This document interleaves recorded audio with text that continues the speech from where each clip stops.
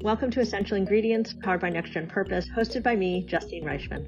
Every Tuesday, we serve up thoughtful conversations with founders, sustainability leaders, and community organizers who share their stories and missions within the regenerative food sphere.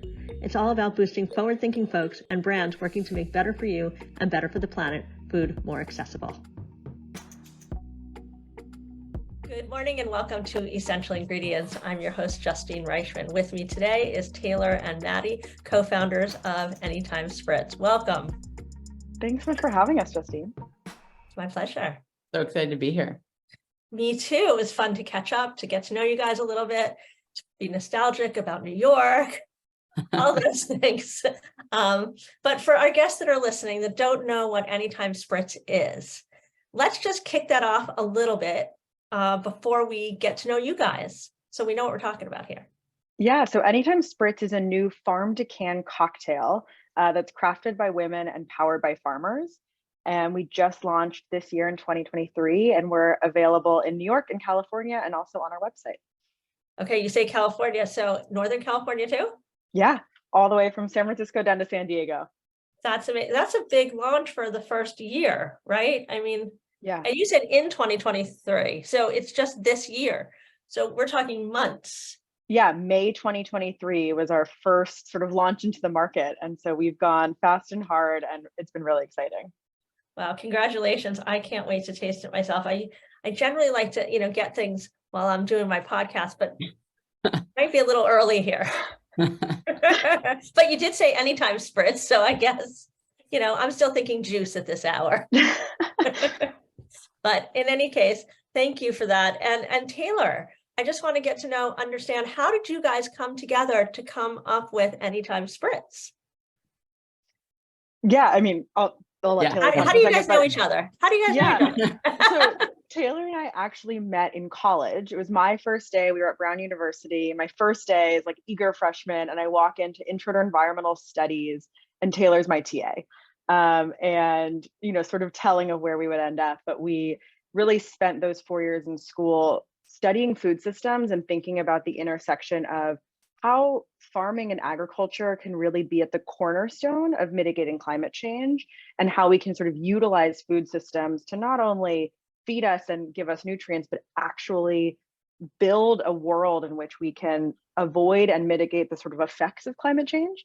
And so we both went on after school to work in amazing food brands. I went on to work for Fresh Direct and do strategic merchandising for them. If anyone's in New York, you've definitely shopped there. I used to order from them all the time.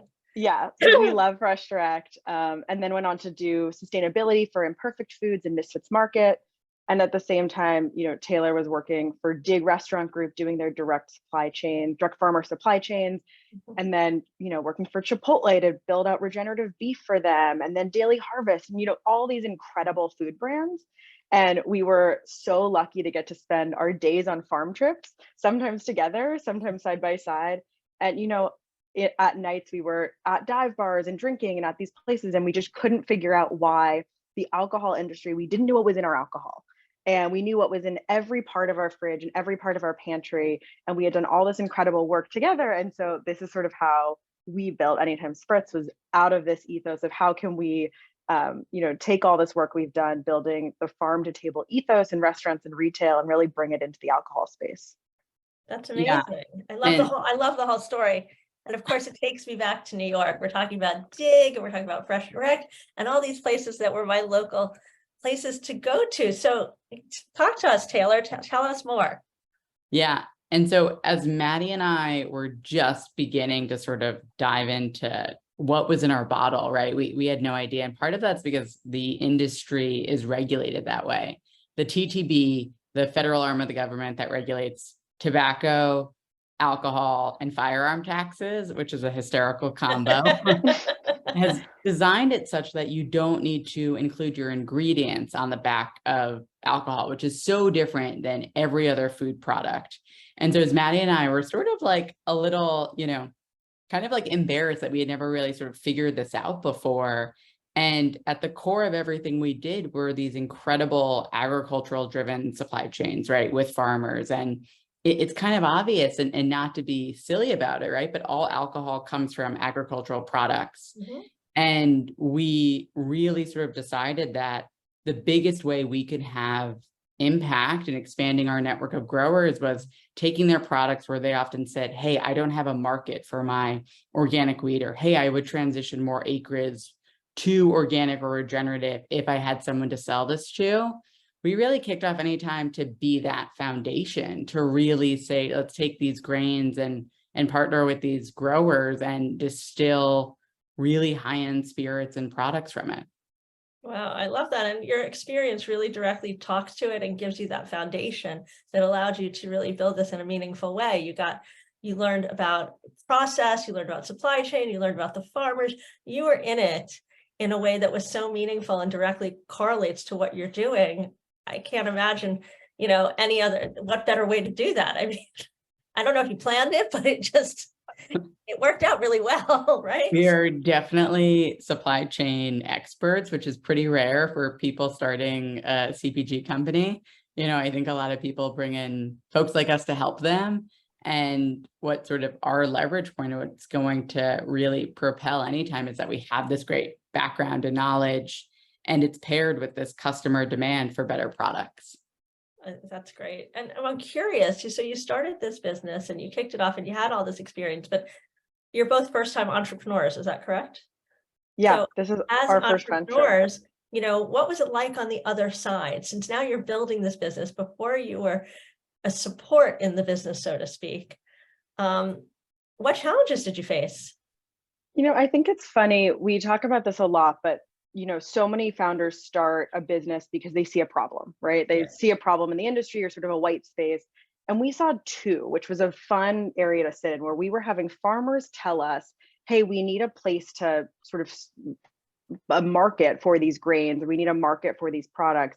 And at the same time, being in these food brands, these high growth startups, we were seeing every aisle of the grocery store, every sort of moment of your interaction on the internet changing to being, there's an offering for a better for you product, right? There's a better for you shampoo, there's a clean ingredient pet food. We care so much about what we feed our babies and our dogs and our animals and even put on our body. And yet in the alcohol aisle, there was no one sort of making this transformational shift.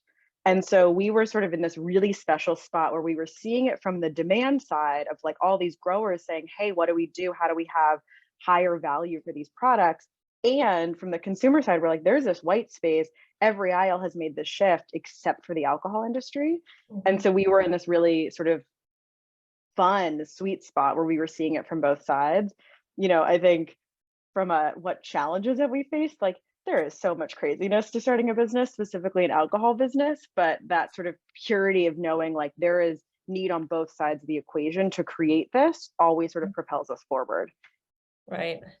Anything in particular for you, Taylor, that you found as going to be an entrepreneur that maybe you didn't expect, or you thought you had all this experience and this might have been easier given your experience?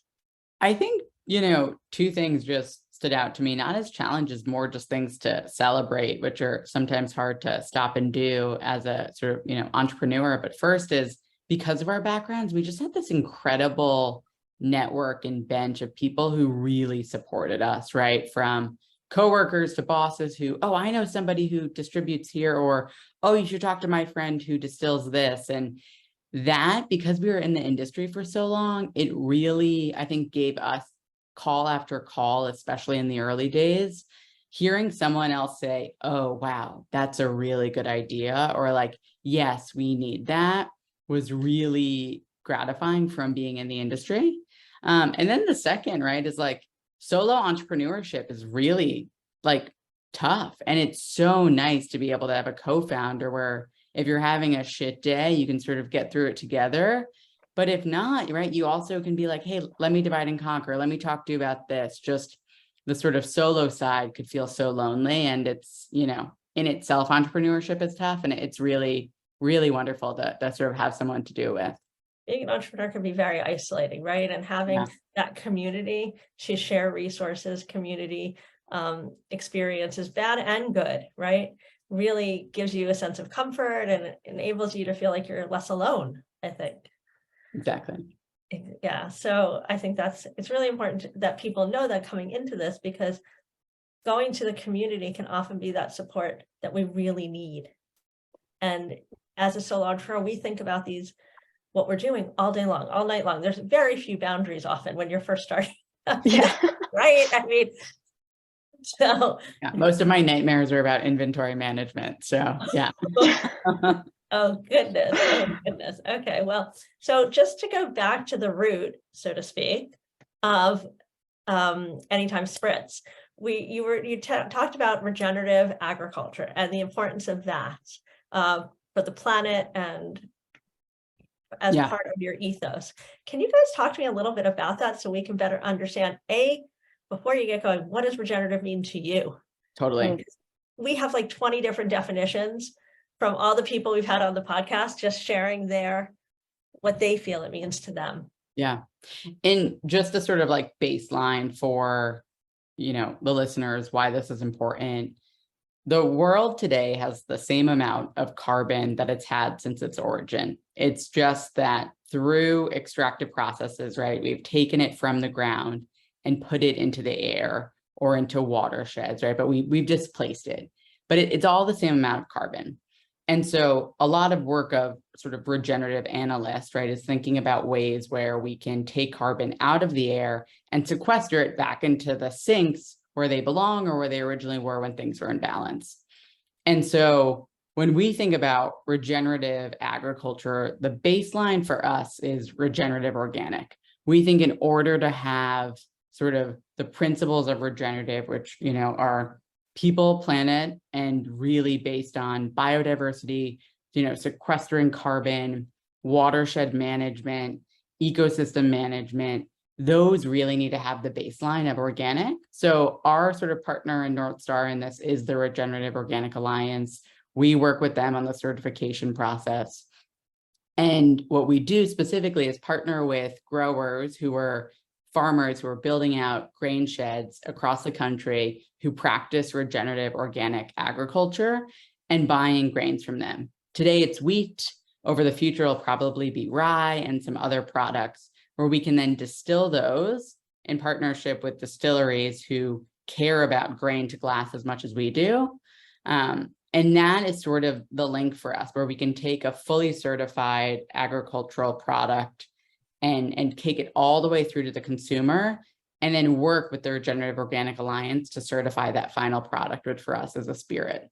But, what we've done is we've just talked to growers and learned, right, what works for the, East Coast regenerative organic farms looks different than the grain shed we're building out in the Pacific Northwest, right? And so it's really place-based, but the root for us remains that you build upon organic, and organic practices are the foundation, and regenerative goes deeper to set metrics and outcomes that measure, carbon in soil, water in soil, biodiversity in soil. And that for us is really the root. And so, sorry, you were going to say, go on. No, I was just going to add to that sort of, it's this idea of everything Taylor said. It's how we're growing, right? It's how these farmers are growing that we care so much about, and how can we support them as a brand, building a consumer product that actually builds a market for these folks and actually says, hey, consumers, you have so many options on the shelf when you're at a bar, when you're at a restaurant, when you're at a grocery store, but we're doing all this hard work to make sure that we're bringing the farmer and these amazing practices closer to you in a way that you can just buy a canned cocktail, or you can just buy in the future a bottle of vodka or gin, and know that you're supporting these incredible growers and these practices, and actually helping to solve the climate problem, and like drinking something that's so delicious in the meantime. And so that's sort of, again, sort of this ethos of how can we actually bring this farmer closer to you and put it into the can. And even today, there's still only, of the spirit sold and of liquor sold in this country, only 1% is certified organic. So even the ability for us to have massive impact in the organic community and the regenerative community, where, the organic industry on the whole grows double-digit year over year, right? People are demanding these products, and the alcohol space is really the last frontier where, we haven't made that connection that if you're buying organic grapes at home, you should also be buying organic wine. if you're buying organic crackers that are wheat-based, you should also be looking for organic wheat-based spirits. And so that's the link that we really want to bring to consumers, which is, it's the ingredient that matters all the way through the supply chain. And we want to be able to sort of be the brand that brings that. That's amazing. And so what do you hope to achieve with this through, the mass population switching from non-organic to organic and regenerative? So with your niche, right? How do you see the impact from there? Yeah, I mean, I'll start, Maddy, and then sort of popcorn it. But this country has incredible capability to build out really meaningful grain sheds, and grains are some of the most important rotations for regenerative agriculture. And because they can be grown in so many diverse climates across the country, we could really build out these micro grain sheds where, all of a sudden we have the capacity to support more bakeries or pizzerias, right? Or flower shops. And it becomes so much larger than just our spirits, which is really special because these products in particular are the backbone of what so much of the food we consume is. And so the idea of building out grain sheds where people can learn and experience incredible regenerative organic agriculture in their communities is like what really motivates me. And then also bringing flavor to the forefront, right? Really saying, what does it look like to focus our spirits, our spritzes around flavor first, and bring customers through that journey where they're choosing anytime because they understand the quality and the flavor. So, question for you: when you first kicked off Anytime, the first product, the first thing that you delivered, it could have been what you have out there now. It could have been something else. What was it? So we started with the Anytime spritzes, which today we launched into the market with 3 canned cocktails. There's an herby lime fizz that's like run through the garden. It's sage, mint, thyme, and dill. A yuzu ginger punch that's beautiful yuzu, a little bit of ginger and pink peppercorn, and then a cranberry amaro splash. It's got cranberry. It's got this amazing amaro from Fast Penny Distillery. They're just 3 really lovely, low ABV, 5% canned cocktails. That was our first products. We did lots of R&D and iterations of them. So what is on the market is pretty close, but a little different than when we first started with. But sort of our journey was we made kitchen sink recipes at home. Taylor and I, still best friends, but we were living together at the time and we were making cocktails at home and we were just writing recipes on the back of napkins. We actually took it to one of our favorite distilleries, Freeland Spirits. They have this amazing team, women run, and we brought them our kitchen sink recipes and we're like, how can you help us sort of make this into something usable? And they laughed and played with us and we made some better recipes. And then we really took it into production. And so we did lots of iterations. There was a moment we were trying to use tonic instead of just seltzer water, and quinin's a little hard, it's a little harsh. There were sort of different moments of different levels of cranberry and cherry and just some of these tweaks, but they were pretty close to what came to market. The herby lime fizz at one point was called the garden party, on the back of our napkin. It was like, yeah, we just knew we wanted to feel like you were in a garden. So they were similar, but yeah, we really took these 3 canned cocktails as the core start.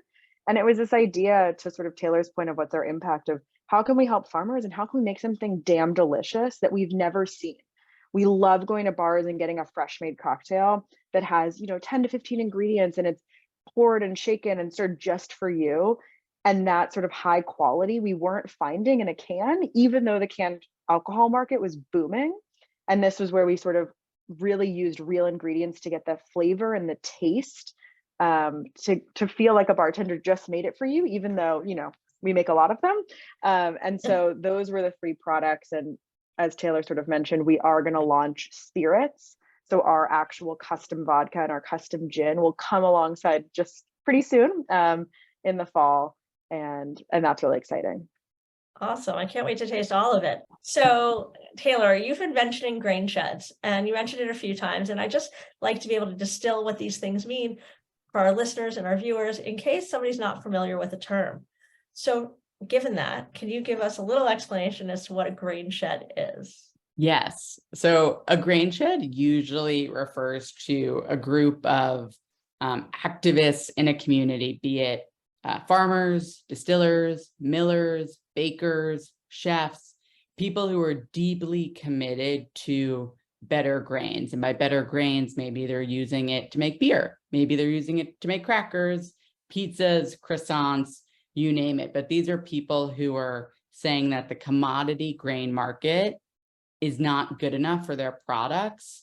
And they're interested in potentially working with heritage varieties or working with their local farmers or planning out the next year's rotations, depending on the varieties they want.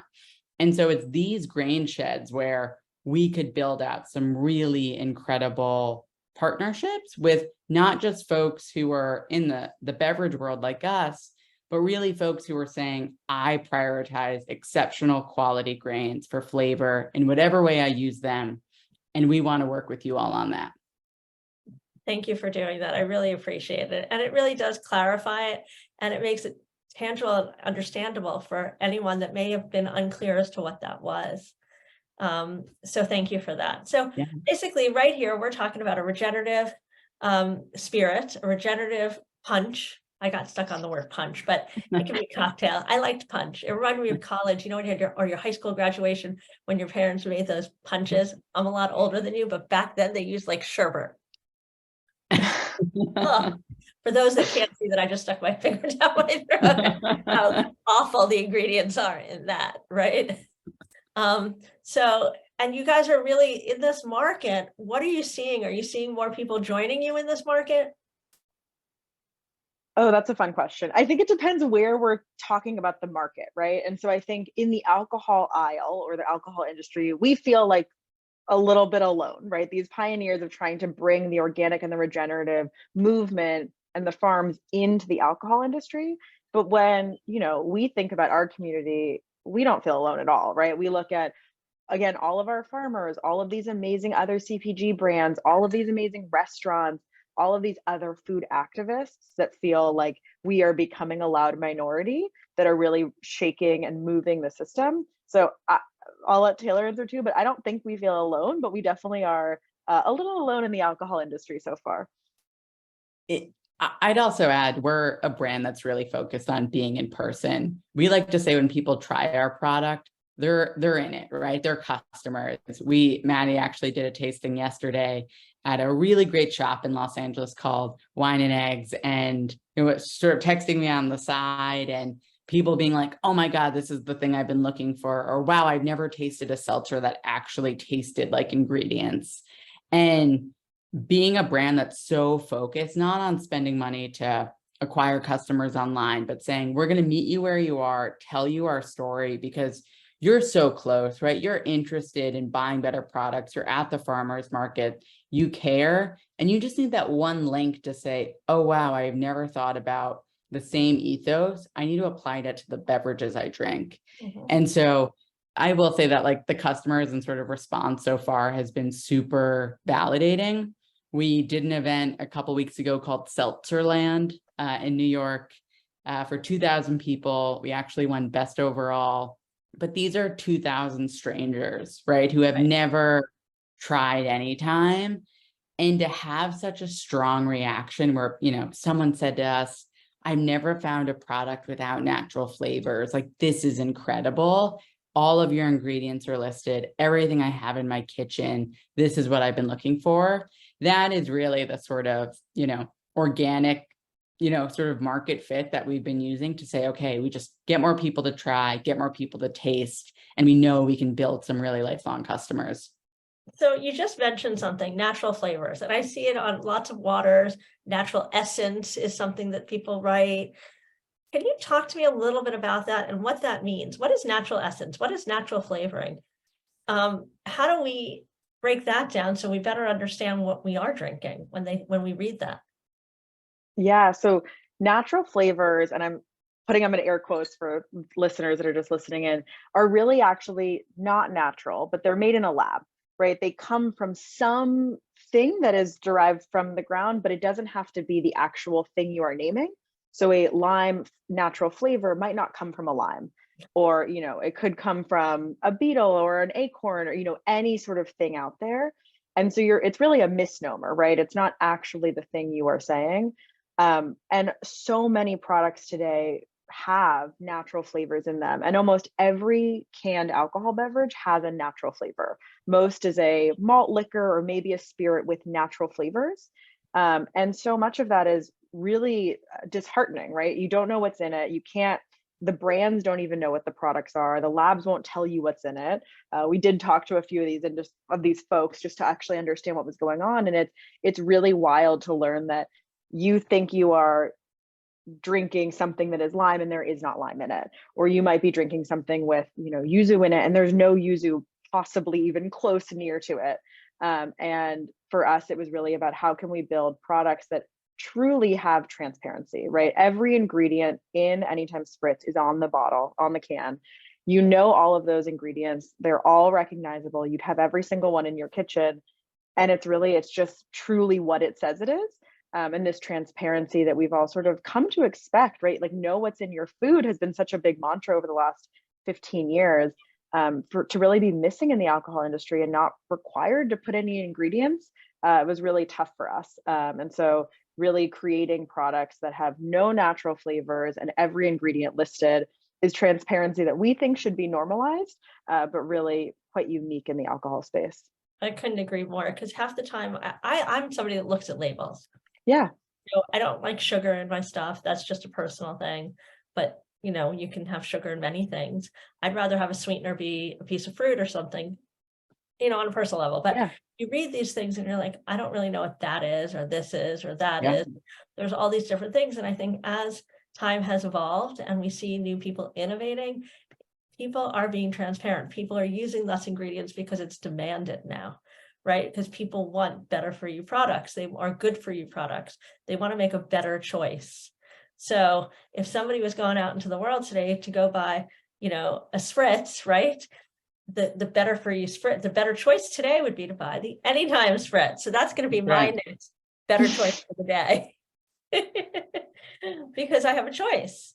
And I think you both have just given everyone every reason as to why it's so important to know what's in your products, to understand why you're building a regenerative organic product, and why people may want to choose this versus something else, especially when you talk about things that are in a can and they're not even what they say they are, which we've all seen. And I'm still curious what essence is. Does anybody know what natural essence is? I don't know what essence is. We're in the camp of, we know for us that name source products, right? So an extract where we know is exclusively using sage. That's what we use, right? That's sort of our focus. But the world of natural flavors and artificial flavors is so vast, which is also part of the challenge, right? Like, if sort of consumers walk away with anything today, it's at least just turn over one of your beverages, right? And either see that there's no ingredient statement, right? And be a little bit more curious when you're out there shopping for alcoholic products, where, gravitate towards the brands that fully disclose everything. I couldn't agree more. So guys, we've been talking about Anytime Spritz. We want people that are viewing this to be able to recognize it and see it when they go to the stores, whether it's in New York or California. So can you show me some products? Yes, give me one sec. Okay, so we've got 3. So we've got the Herby Lime Fizz, nice and green, our Yuzu Ginger Punch, and then our Cranberry Amaro Splash. Wow. So they usually come in 4-packs, but I'm just holding up singles for you. And what's the 4th one? There's just 3. Oh. So then I would sell a dozen, because then you can do 3, 6, 9, 12, and it's all even numbers. We do have some the fun OCD new flavors in the works too. So say that again. I'm sorry. We do have some fun new flavors in the works too. So okay, so we're going to have to recap and meet again. Maybe do an Insta Live little what's new and what's next. Love it. Coming soon. Can't wait. Alrighty, guys. Thanks so much for joining me today. Thanks for sharing all this information about how to make more informed choices around alcohol and cocktails in this world today, so we can work towards having a better planet. I want to be part of that. So thanks for sharing that with me. Thanks for having us. For those folks that are interested in learning about this product, where they can get it, what's the best way to make that happen for them? You can go to our website, www.anytimespritz.com. You can also follow on Instagram. Alrighty, what is your Instagram? At Anytime Spritz. Sorry. Just checking. Alrighty, guys, it was so great to meet you, and congratulations, you guys have done so much in so little time. So it's such a wonderful story to share. Thanks for digging in. To learn more about these stories, you can access the show notes at nextgenpurpose.com/podcast. If you like what you just heard, head to Apple Podcasts or wherever you do your listening to hit subscribe and leave us a review. To join the conversation, follow us on Instagram at essential.ingredients and check out our weekly newsletter for your dose of food industry info. Visit the Next Gen Purpose YouTube channel for videocasts of each episode and give this episode a like while you're there. You can also connect with me directly at justine.reichman on Instagram and The Real Justine Reichman on TikTok. See you next week.